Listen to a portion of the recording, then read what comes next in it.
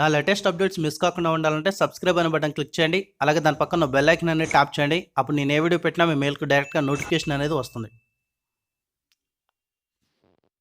Hi friends, నా పేరు నాగరాజు. ఇవాళ వీడియోలో తెలంగాణలో నిరుద్యోగ భృతి ఏ విధంగా ఇస్తున్నారు, ఎవరికి వర్తిస్తుంది, ఎవరు అప్లై చేసుకోవచ్చు, ఏజ్ లిమిట్ ఉన్నటువంటి అభ్యర్థులు ఎంత మధ్యన ఏజ్ ఉన్నటువంటి అభ్యర్థులు అప్లై చేసుకోవచ్చు, ఎవరికి ఈ యొక్క స్కీమ్ అనేది వర్తిస్తుంది, ఎవరికి దీనికి ఎలిజిబుల్ అనేది ఈ వీడియోలో పూర్తిగా డిస్కస్ చేద్దాం. స్కీమ్ చూసుకుంటే మనకు తెలంగాణ నిరుద్యోగ భృతి అని చెప్పుకోవచ్చు ఫ్రెండ్స్. ఎలిజిబిలిటీ క్రైటీరియా చూసుకుంటే మనకు డిగ్రీ, డిప్లొమా, పాలిటెక్నిక్ ఎవరైనా కూడా అభ్యర్థులు అప్లై చేసుకోవచ్చు. డిగ్రీ కానీ, డిప్లొమా కానీ, పాలిటెక్నిక్ కానీ చేసినటువంటి అభ్యర్థులు అప్లై చేసుకోవచ్చు. అంటే జాబ్ చేస్తున్న అభ్యర్థులకు ఎటువంటి అవకాశం లేదండి. అన్ఎంప్లాయ్మెంట్ క్యాండిడేట్స్ ఎవరైతే ఉన్నారో వీరు మాత్రమే దీనికి అప్లై చేసుకోవడానికి ఎలిజిబిలిటీ ఉంది. ఏజ్ లిమిట్ చూసుకుంటే 22 సంవత్సరాల నుంచి 30 సంవత్సరాల మధ్యలో ఎవరైనా కూడా దీనికి అప్లై చేసుకోవచ్చు. మనకు ఎవ్రీ మంత్ కూడా 3,016 రూపాయలు అనేది నిరుద్యోగ భృతి కింద ఇవ్వడం జరుగుతుంది. 10 నుంచి 12 లక్షల మంది నిరుద్యోగ యువకులకు ఈ స్కీమ్ అనేది వర్తించేలాగున కేసీఆర్ గారు రూపొందిస్తున్నారు దీనికోసం. అయితే ఈ దరఖాస్తు ఎలా చేయాలి, ఏం కథ? సో మనకు వెబ్సైట్ ఏంటి అంటే, ఇదివరకు క్రితమే మనకు జూన్ జూలై ఆగస్టు లోపు మనకు ఒక వెబ్సైట్ ఇవ్వడం జరిగింది, employment.telangana.gov.in అని. సో అందులో ఎవరైతే రిజిస్ట్రేషన్ చేసినారో వాళ్ళే కూడా రిజెక్ట్ అని రావడం జరుగుతుంది. చేసిన వాళ్ళకి తెలుసు అది. అక్కడ చేసినప్పటికి కూడా అది ఇంపార్టెంట్ కాదండి. మనకు కొత్త వెబ్సైట్ అనేది ప్రారంభిస్తున్నారు.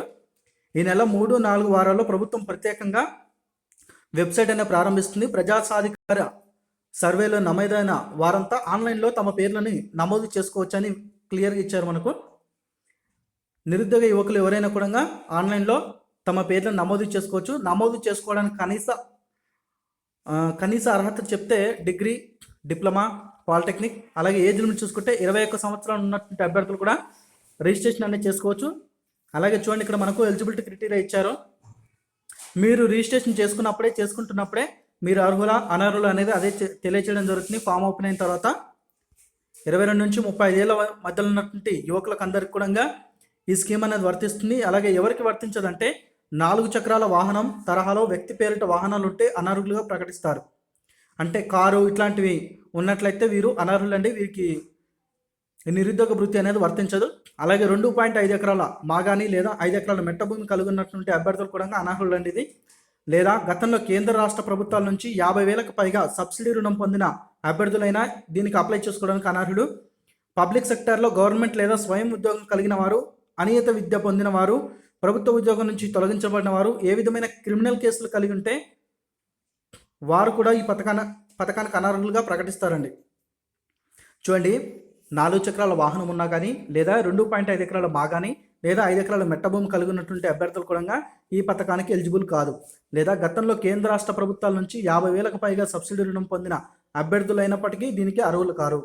పబ్లిక్ సెక్టార్లో గవర్నమెంట్ లేదా స్వయం ఉద్యోగం కలిగిన వారు కూడా దీనికి అర్హులు కారు. అనియత విద్య పొందిన వారు కూడా దీనికి అర్హులు కారండి. చూడండి, ఇక్కడ మనకు ఆన్లైన్లో అప్లై చేసుకోవాల్సి ఉంటుంది. వితిన్ 15-20 డేస్లో మనకు వెబ్సైట్ అనేది ప్రొవైడ్ చేయడం జరుగుతుంది. వాళ్ళు డిజైన్ చేస్తున్నారు, డిజైన్ చేసిన తర్వాత ప్రొవైడ్ చేస్తారు. అందరూ కూడా అప్లై చేసుకోవచ్చు. మన ఛానల్ అనేది ఫాలో కాండి. ఇంకేమైనా డౌట్స్ ఉంటే కామెంట్ చేయండి. ఆ రోజు నేను ఏదైతే వీడియో పెడతానో ఆ రోజు అన్నీ కూడా మీకు ఎక్స్ప్లెయిన్ చేస్తాను. మనకి వెబ్సైట్ రాగానే అన్నీ ఎక్స్ప్లెయిన్ చేసి ఎలా అప్లై చేసుకోవాలో కూడా చెప్తాను. ఓకే ఫ్రెండ్స్, ఇది వీడియోకి సంబంధించిన information. Thanks for watching. Have a nice day.